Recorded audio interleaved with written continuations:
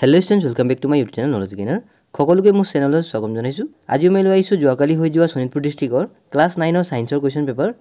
So ইয়াত আমি MCQ question discuss কৰিম। সো বলক আমি ভিডিওটো আৰম্ভ কৰো। সো কাইন্ডলি আপোনালোকে কিমান মাৰ্কস পায় এমসিকিউত কমেন্টত জনাব বুলি মই আশা ৰাখিলো। সো এইটো হল শোণিতপুৰ ডিস্ট্ৰিক্টৰ ক্লাছ 9ৰ যোৱাকালি হৈ যোৱা সায়েন্সৰ question paper. So first MCQ question আছে Which of the following particles of matter has more attractive force? অর্থাৎ তলৰ কোনবিধ পদাৰ্থৰ কণিকাবোৰৰ অধিক আকৰ্ষণ আছে। সেট চাৰিটা অপচন দিয়া আছে। সো এই কোৱেশ্চনৰ কাৰেক্ট আনসাৰটো হৈ যাব অপচন এ, দ্যাট মিন্স নীল অৰ্থাৎ গজাল। কোৱেশ্চন নম্বৰ 2 আছে the melting point of ice is dash অৰ্থাৎ বৰফৰ গলনাংক হল ড্যাশ। সো এই কোৱেশ্চনৰ কাৰেক্ট আনসাৰটো হৈ যাব option A, that means 273.16 kelvin.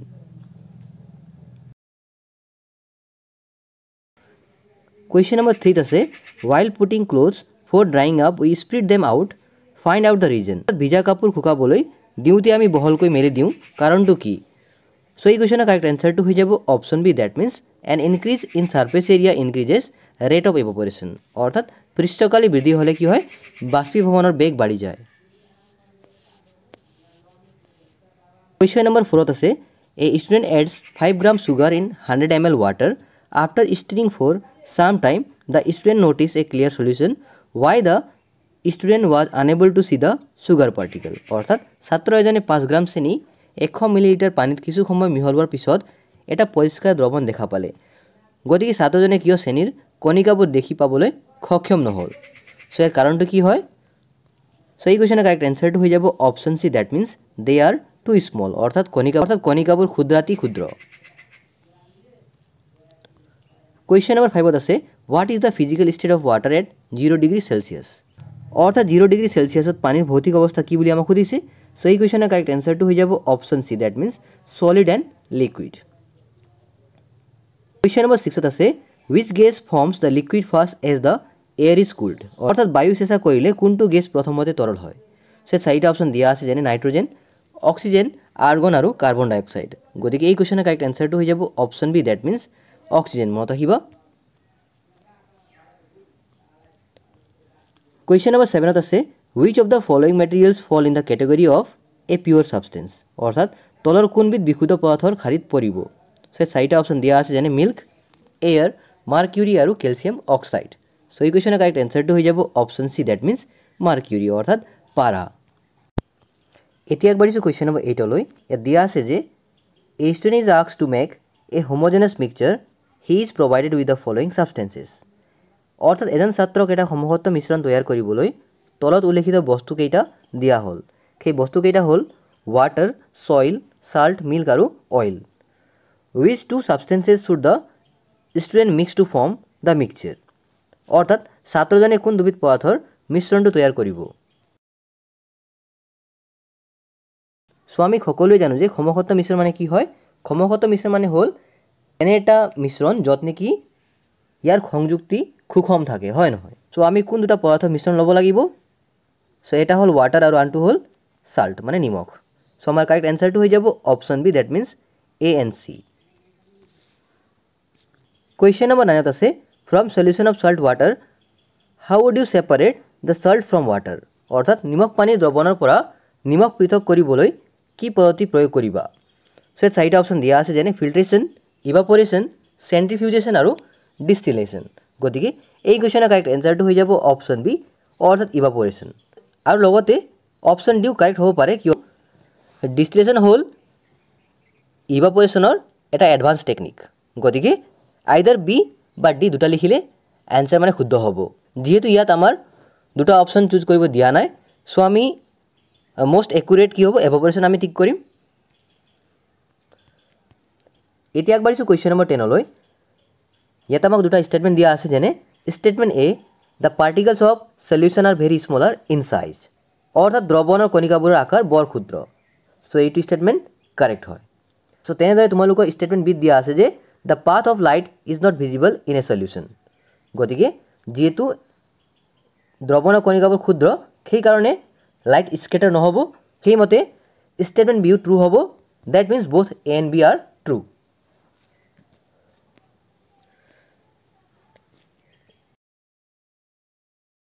গতিকে এই কুৱেশ্যনৰ কাৰেক্ট এনচাৰটো হৈ যাব option C, that means both the statement A and statement B is true, অৰ্থাৎ দুয়োটা উক্তি ক আৰু উক্তি খ সত্য। এতিয়া আগবাঢ়িছোঁ কুৱেশ্যন নম্বৰ 11লৈ। চ' এতিয়া আমাক এটা চিত্ৰ দিয়া আছে আৰু চিত্ৰত আমাক মাৰ্ক কৰা হৈছে যে এই মানে পৰ্চনবোৰৰ নাম কি হয়। যেনে এই কিউ মানে কি হয়, মাইটকণ্ড্ৰিয়া আমি সকলোৱে জানো, এছ মানে হ'ল ক্ল'ৰ'প্লাষ্ট, আৰ মানে হ'ল ভেকিউল আৰু পি মানে হ'ল নিউক্লিয়াছ, হয় নহয়। চ' আমাক এই ডায়েগ্ৰামৰ পৰা কি কুৱেশ্যন সুধিছে বলক চাওঁ।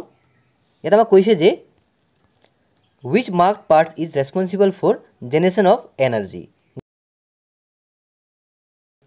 এই চাইডত যি মাৰ্ক কৰা আছে ইয়াৰ পৰা কোনটোৱে এনাৰ্জি জেনেৰেশ্যন কৰে।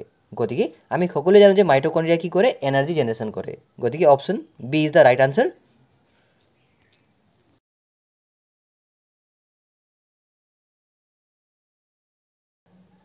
এতিয়া আগবাঢ়িছোঁ কুৱেশ্যন নম্বৰ 12লৈ। ইয়াত দিয়া আছে যে organism in which the nuclear region of cell contains nucleoid, অৰ্থাৎ কোষৰ কেন্দ্ৰাঞ্চলত কেৱল নিউক্লিয়ইড পোৱা জীৱটো হ'ল ডেছ।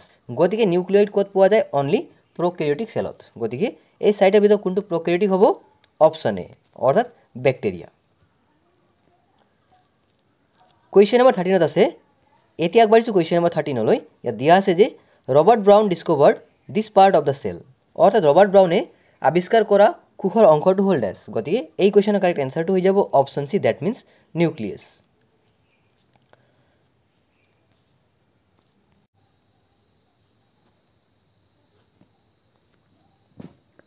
এতিয়া আমি আগবাঢ়িছোঁ কুৱেশ্যন নম্বৰ 14লৈ।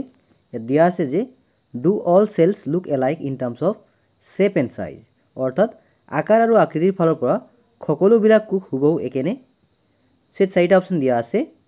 চ' এই কুৱেশ্যনৰ কাৰেক্ট এনচাৰটো হৈ যাব অপশ্যন বি, ডেট মিনছ নহয়। এতিয়া আগবাঢ়িছোঁ কুৱেশ্যন নম্বৰ 15লৈ। ইয়াত দিয়া আছে যে ৰোল অফ এৰেনকাইমাৰ tissue in aquatic plants is dash, অৰ্থাৎ জলজ উদ্ভিদৰ ক্ষেত্ৰত বায়ুকলাৰ ভূমিকা হ'ল ডেছ। গতিকে চাৰিটা অপশ্যন দিয়া আছে, যেনে ষ্ট'ৰ্ছ নিউট্ৰিয়েণ্টছ এণ্ড ৱাটাৰ, অৰ্থাৎ পুষ্টি আৰু পানী সঞ্চিত কৰা, পাৰফৰ্মছ ফটোচিনথেচিছ, অৰ্থাৎ খালুক সংশ্লেষণ কৰাত সহায় কৰা, তাৰপাছত give buoyancy to the plants, অৰ্থাৎ উদ্ভিদজোপাক উপঙি থকাত সহায় কৰা, আৰু option D provides mechanical support, that means শাৰীৰিক শক্তি প্ৰদান কৰা। চ' এই কুৱেশ্যনৰ কাৰেক্ট এনচাৰটো হৈ যাব option C, that means give buoyancy to the plants.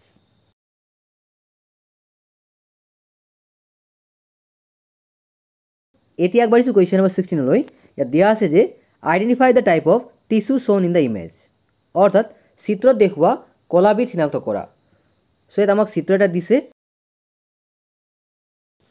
চ' ইয়াত চাৰিটা অপশ্যন দিয়া আছে, যেনে এপিথেলিয়েল টিচু, অৰ্থাৎ আচ্ছাদক কলা, ষ্ট্ৰেটেড মাচল ৰৈখিক পেশী, আনষ্ট্ৰেটেড মাচল অৰেখিত পেশী, আৰু কাৰ্ডিয়েক মাচল অৰ্থাৎ হৃদপেশী।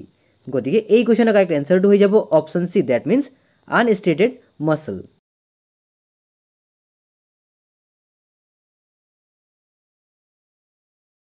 এতিয়া আগবাঢ়িছোঁ কুৱেশ্যন নম্বৰ 17লৈ। ইয়াত দিয়া আছে যে this tissue acts as insulator found below' the skin, অৰ্থাৎ এই কলাবোৰে দেহৰ তাপক্ষয় ৰোধ কৰি তাপ অন্তৰ্কৰ কাম কৰে। চ' চাৰিটা অপশ্যন দিয়া আছে, যেনে এৰিঅলাৰ টিচু, এপিথেলিয়েল টিচু, এডিপ'জ টিচু, আৰু মাস্কুলাৰ টিচু। গতিকে এই কুৱেশ্যনৰ কাৰেক্ট এনচাৰটো হৈ যাব option C, that means adipose tissue, অৰ্থাৎ মেদকলা। এতিয়া আগবাঢ়িছোঁ কুৱেশ্যন নম্বৰ 18লৈ। ইয়াত দিয়া আছে যে of the following tissue which one is not a meristematic tissue, অৰ্থাৎ তলৰ কোনবিধ কলা ভাজক কলা নহয় বুলি আমাক সুধিছে। চ' ইয়াত চাৰিটা অপশ্যন দিয়া আছে, যেনে এপিকেল, এপিডাৰ্মেল, লেটেৰেল, আৰু ইণ্টাৰকেলাৰী। গতিকে এই কুৱেশ্যনৰ কাৰেক্ট এনচাৰটো হৈ যাব অপশ্যন বি, অৰ্থাৎ এপিডাৰ্মেল। কিয়নো ইয়াত চ' আমাক কোনটো ভাজক কলা নহয় বুলি সুধিছে, হয় নহয়। চ' আমাৰ এপিকেল, লেটেৰেল, আৰু ইণ্টাৰকেলাৰী কি হয়, এটা ভাজক কলা হয়।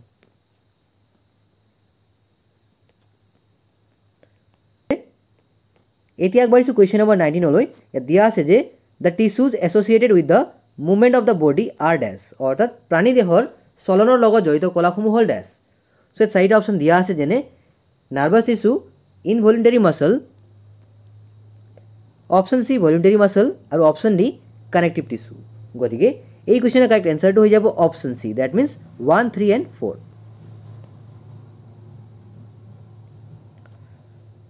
এতিয়া আগবাঢ়িছোঁ কুৱেশ্যন নম্বৰ 20লৈ। ইয়াত দিয়া আছে যে which is true for displacement অৰ্থাৎ খৰণৰ ক্ষেত্ৰত কোনটো সত্য।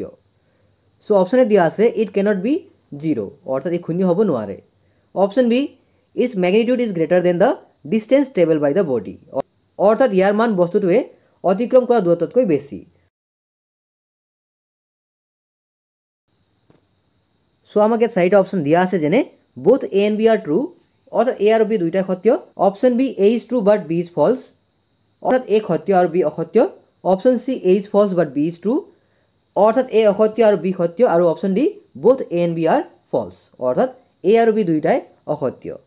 গতিকে এই কুৱেশ্যনৰ কাৰেক্ট এনচাৰটো হৈ যাব অপশ্যন ডি অৰ্থাৎ both A and B are false। So' এতিয়া আগবাঢ়িছোঁ কুৱেশ্যন নম্বৰ 21লৈ। ইয়াত দিয়া আছে যে দ্য গ্ৰাফ শ্ব'জ the change in velocity of a car with time অৰ্থাৎ লেখখনে এখন গাড়ীৰ বেগৰ পৰিৱৰ্তন হাৰ দেখুৱাইছে। চ' গাড়ী এনেকৈ গৈ কিনে এনেকুৱা আকৌ তললৈ নামিছে হয় নহয়।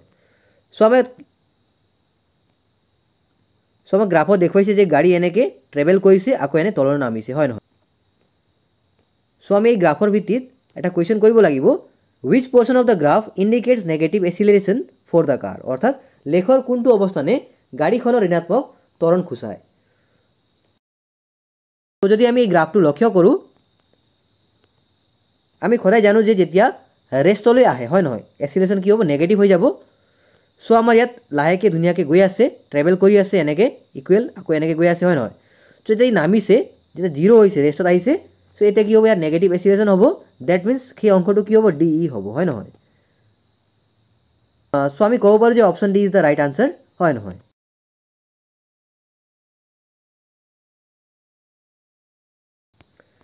এতিয়া আগবাঢ়িছোঁ কুৱেশ্যন নম্বৰ 22লৈ।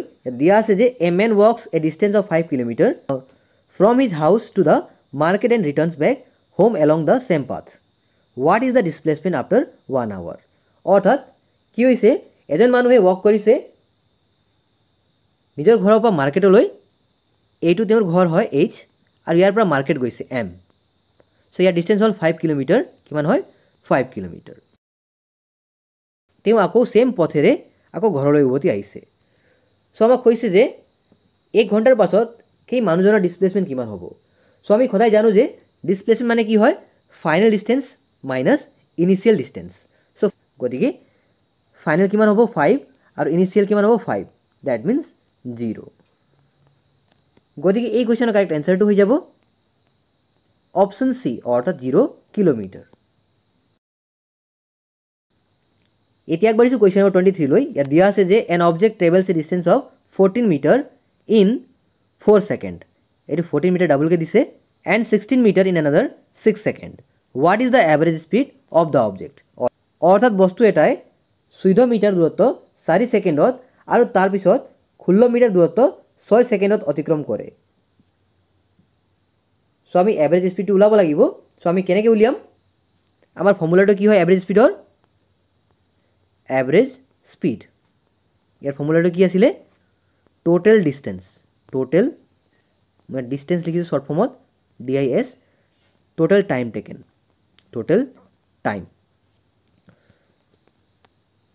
চ' আমাৰ টোটেল ডিষ্টেঞ্চ কি হয় এইফালে 14 মিটাৰ আৰু এইফালে 16। চ' যদি প্লাছ কৰোঁ আমাৰ কিমান হৈ যাব প্লাছ কৰিলে 30 হ'ব 30 মিটাৰ আমাৰ টোটেল ডিষ্টেঞ্চ দেই। চ' আমি 30 লিখিলোঁ আৰু টোটেল টাইম কিমান হ'ব এইফালে লৈছে 4 ছেকেণ্ড আৰু এইফালে 6 ছেকেণ্ড ডেট মিনছ 10 ছেকেণ্ড। চ' এতিয়া আমি 0 0 কেঞ্চেল কৰিব পাৰোঁ। চ' আমাৰ থাকিল 3/1 ডেট মিনছ 3 হয় নহয়। চ' 3 মিটাৰ পাৰ ছেকেণ্ড। চ' এই কুৱেশ্যনৰ কাৰেক্ট এনচাৰটো হৈ যাব অপশ্যনে that means 3 metre per second মনত ৰাখিবা।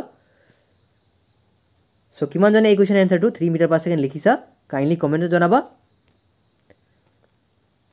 এতিয়া আগবাঢ়িছোঁ কুৱেশ্যন নম্বৰ 24লৈ। ইয়াত দিয়া আছে যে a bus starting from a station attains a speed of 45 kilometre in 10 minutes what is the initial velocity of the bus অৰ্থাৎ বাছ এখনে ষ্টেচনৰ পৰা যাত্ৰা আৰম্ভ কৰি 10 মিনিটত 45 কিলোমিটাৰ পাৰ আৱাৰ দ্ৰুতি লাভ কৰে বাছখনৰ প্ৰাৰম্ভিক বেগ কিমান হ'ব। চ' ইয়াত 4টা অপশ্যন দিয়া আছে যেনে 45 kilometre 4.5 kilometre per hour 0 kilometre per hour আৰু 0.45 কিলোমিটাৰ পাৰ আৱাৰ। গতিকে এই কুৱেশ্যনৰ কাৰেক্ট এনচাৰটো হৈ যাব অপশ্যন চি অৰ্থাৎ 0 km/h গতিকে এই কোৱেশ্যনৰ এনসাৰটো 0 কিয় হ'ব কাৰণ বাছ এখনে ষ্টেচনৰ পৰা যাত্ৰা আৰম্ভ কৰিছে গতিকে বাছ এখন কি আছিল ৰেষ্টত আছিল গতিকে ইয়াৰ এনসাৰটো হ'ব 0 কিয়নো যেতিয়া কোনো এটা বস্তু ৰেষ্টত থাকে তাৰ প্ৰাৰম্ভিক বেগ কি হ'ব সদায় 0 হ'ব মনত ৰাখিবা কোৱেশ্যন নম্বৰ 25 আছে the SI unit of speed is dash অৰ্থাৎ দ্ৰুতিৰ SI একক হ'ল dash গতিকে এই কোৱেশ্যনৰ কাৰেক্ট এনসাৰটো হৈ যাব option C that means metre per second Question number 26 আছে for uniform motion in one direction the nature of distance time graph is dash অর্থাৎ এটা গ্রাফে যেতিয়া ইউনিফর্ম মোশন দেখুৱায় তাৰ টাইম গ্ৰাফটো কি হ'ব এনেকুৱা হ'ব হয় নহয় গতিকে এটো কি হ'ব ইয়াক আমি কার্ভ কম নে জিগজ্যাগ কম নে সার্কুলার কম নে স্ট্রেট লাইন কম সো এইটো হ'ব তোমালোকৰ স্ট্ৰেট লাইন হয় নহয় এটো খুব ইজি কোৱেশ্যন হয় যেতিয়া এনে কার্ভ হ'ব এটো কি হ'ব non uniform motion Question number 27 আছে what does the odometer of an automobile measure অর্থাৎ মোটর গাড়ির odometer কি জুখে সো এর চাৰিটা অপশন দিয়া আছে যেনে স্পিড ডিসপ্লেসমেন্ট ডিসটেন্স আৰু অ্যাসিলাৰেশন গতিকে এই কোৱেশ্যনৰ কাৰেক্ট এনসাৰটো হৈ যাব option C that means distance মনত ৰাখিবা গতিকে তোমালোকে মনত ৰাখিবা যে odometer সদায় ডিসটেন্স জুখে আৰু স্পিডোমিটাৰে স্পিড এতিয়া আগবাঢ়িছো কোৱেশ্যন নম্বৰ 28 লৈ ইয়াত দিয়া আছে যে the image illustrates the application of Newton's which law of motion অর্থাৎ ছবিখনে নিউটনৰ কোনটো গতি বিষয়ক সূত্ৰ উপস্থাপন কৰিছে সো তোমাক চিত্ৰ দিয়া আছে এটা সো এই কোৱেশ্যনৰ কাৰেক্ট এনসাৰটো হৈ যাব অপশন বি অৰ্থাৎ সেকেন্ড ল অফ মোশন মনত ৰাখিবা কোৱেশ্যন নম্বৰ 29 আছে which of the object has more inertia অৰ্থাৎ কোনটো বস্তুৰ জড়তা বেছি গতিকে এই কোৱেশ্যনৰ কাৰেক্ট এনসাৰটো হৈ যাব অপশন ডি অৰ্থাৎ শৰ্ট পুট মানে গধুৰ বল এতিয়া আগবাঢ়িছো কোৱেশ্যন নম্বৰ 30 লৈ ইয়াত দিয়া আছে যে in accordance to law of conservation of momentum we can infer that অৰ্থাৎ ভৰবেগৰ সংৰক্ষণ সূত্ৰ অনুসৰি আমি ক'ব পাৰো যে সে চাৰিটা অপশন দিয়া আছে সো গতিকে এই কোৱেশ্যনৰ কাৰেক্ট এনসাৰটো হৈ যাব option C that means momentum বিফোৰ collision is equal to that after collision অৰ্থাৎ সংঘাতৰ আগৰ ভৰবেগ আৰু সংঘাতৰ পিছৰ ভৰবেগ সমান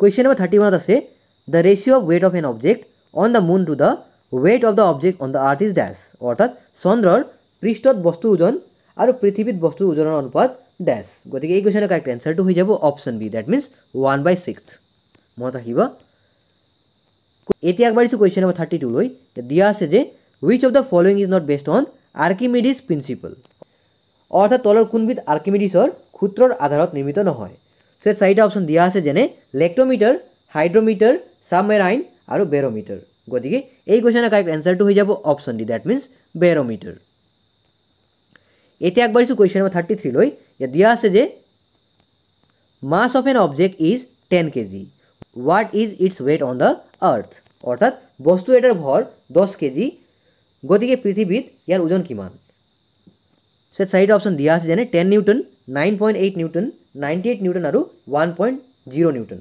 গতিকে সো এই কোৱেশ্যনটো আমি কেনেদৰে কৰিব লাগে প্ৰথমতে আমাক কি দিয়া আছে আমাক মাস দিয়া আছে হয় নহয় সো মাস দিছে আমাক 10 kg অবজেক্ট এটাৰ মাস দিছে 10 kg গতিকে তোমালোকে ইয়াত যেহেতু আৰ্থৰ বিষয়ে কোৱা হৈছে সো তোমালোকে স্মল জিৰ ভ্যালু লিখিব লাগিব সো স্মল জিৰ ভ্যালু কি হয় ডিউ টু গ্ৰেভিটি এইটো হল তোমালোকৰ 9.8 নিউটন হয় নহয় সো আমি জানো যে আমি ওয়েটৰ ফৰ্মুলা কি জানো w = mg হয় নহয় w = mg এটা মাস আমাক কিমান দিয়া আছে 10 আৰু g আমাৰ কিমান হয় ভ্যালু 9.8 সো এই দুটা মাল্টিপ্লাই কৰিলে আমি পাম 98 গতিকে ওয়েটৰ ইউনিট হয় নিউটন গতিকে এই কোৱেশ্যনৰ কাৰেক্ট এনসাৰটো হৈ যাব option C that means 98 Newton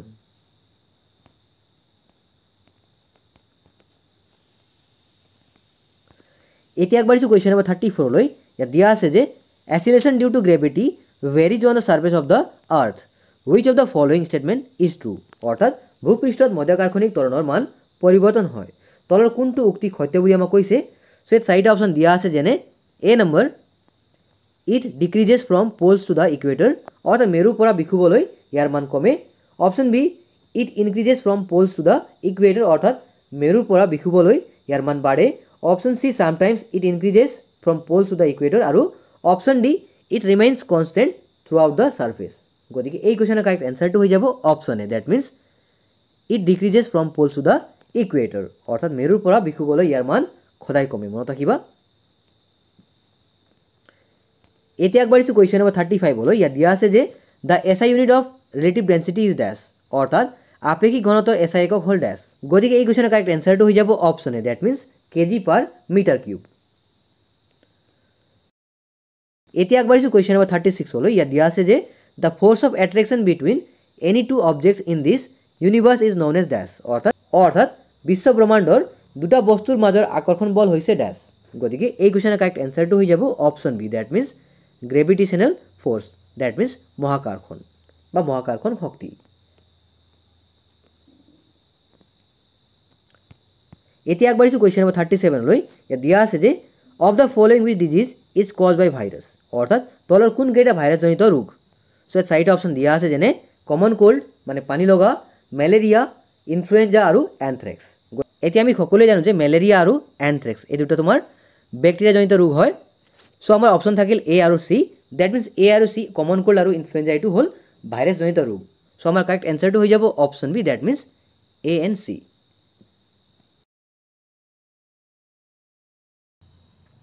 এতিয়া আগবাঢ়িছোঁ কুৱেশ্যন নম্বৰ 38লৈ। ইয়াত দিয়া আছে যে the virus causing Japanese encephalitis targets which part of our body, অৰ্থাৎ জাপানিজ এনকেফেলাইটিছৰ কাৰক ভাইৰাছে আমাৰ দেহৰ কোন অংগ আক্ৰমণ কৰে। চ' ইয়াত চাৰিটা অপশ্যন দিয়া আছে, যেনে যকৃত, মগজু, হাওঁফাওঁ আৰু খাদ্যনলী। গতিকে এই কুৱেশ্যনৰ কাৰেক্ট এনচাৰটো হৈ যাব অপশ্যন বি, ডেট মিনছ মগজু অৰ্থাৎ ব্ৰেইন। এতিয়া আগবাঢ়িছোঁ কুৱেশ্যন নম্বৰ 39লৈ। ইয়াত দিয়া আছে যে how can we prevent disease that are vector borne, অৰ্থাৎ বাহকে সৃষ্টি কৰা ৰোগসমূহক আমি কেনেকৈ নিবাৰণ কৰিব পাৰি। চ' চাৰিটা অপশ্যন দিয়া আছে। গতিকে এই কুৱেশ্যনৰ কাৰেক্ট এনচাৰটো হৈ যাব option B, that means by keeping the surrounding clean, মনত ৰাখিবা। কুৱেশ্যন নম্বৰ 40 আছে hepatitis A virus which cause jaundice is transmitted through which medium, অৰ্থাৎ জণ্ডিছ ৰোগৰ সৃষ্টি কৰা হেপাটাইটিছ সংচাৰণ হোৱা মাধ্যমটো হ'ল ডেছ। গতিকে এই কুৱেশ্যনৰ কাৰেক্ট এনচাৰটো হৈ যাব option C, that means water অৰ্থাৎ পানী। কুৱেশ্যন নম্বৰ 41 আছে the factor or process which is not responsible for soil formation, অৰ্থাৎ কোনটো কাৰক বা প্ৰক্ৰিয়াৰ দ্বাৰা মাটিৰ গঠন নহয়। গতিকে এই কুৱেশ্যনৰ কাৰেক্ট এনচাৰটো হৈ যাব option D, that means oxygen, মনত ৰাখিবা। এতিয়া আগবাঢ়িছোঁ কুৱেশ্যন নম্বৰ 42লৈ। ইয়াত দিয়া আছে যে the percentage of CO2 that means carbon dye oxide in the atmosphere of Venus and Mars is found to be dash, অৰ্থাৎ শুক্ৰ আৰু মংগল গ্ৰহৰ বায়ুত CO2 অৰ্থাৎ কাৰ্বন ডাই অক্সাইডৰ শতকৰা পৰিমাণ কিমান। চ' ইয়াত চাৰিটা অপশ্যন দিয়া আছে। গতিকে এই কুৱেশ্যনৰ কাৰেক্ট এনচাৰটো হৈ যাব option C, that means 95 to 97%। এতিয়া আগবাঢ়িছোঁ কুৱেশ্যন নম্বৰ 43লৈ। ইয়াত দিয়া আছে যে the pie chart which correctly represent the composition of air in the atmosphere is dash, ইয়াত চাৰিটা পাই চাৰ্ট দিয়া আছে। গতিকে আমি শুদ্ধ ক্ৰমটো চাব লাগিব। যেনে আমি জানো যে আমাৰ বায়ুমণ্ডলত সবাতোকৈ বেছি কোনটো গেছ আছে, নাইট্ৰজেন, এইটো কিমান আছে 78%, হয় নহয়। লগতে কাৰ্বন ডাই অক্সাইড আছে, CO2 আছে তোমালোকৰ 0.035%, অক্সিজেন আছে 21%। চ' যেতিয়া আমি পাই চাৰ্টবোৰ লক্ষ্য কৰিম, ইয়াত আমাৰ অপশ্যন এ দিয়া আছে যে কাৰ্বন ডাই অক্সাইডৰ মান সবাতোকৈ বেছি। চ' এইটো হ'বই নোৱাৰে, কিয়নো সবাতোকৈ বেছি কি হয়, nitrogen. So' option A is ৰং। দেন অপশ্যন বি দিয়া আছে যে নাইট্ৰজেনৰ মাত্ৰা সবাতোকৈ বেছি। চ' ইট ইজ কাৰেক্ট, হয় নহয়। তোমালোকৰ ছেকেণ্ড হায়েষ্ট আছে অক্সিজেন, চ' এইটো শুদ্ধ। আৰু থাৰ্ড আছে তোমাৰ কাৰ্বন ডাই অক্সাইড। গতিকে option B is the right answer.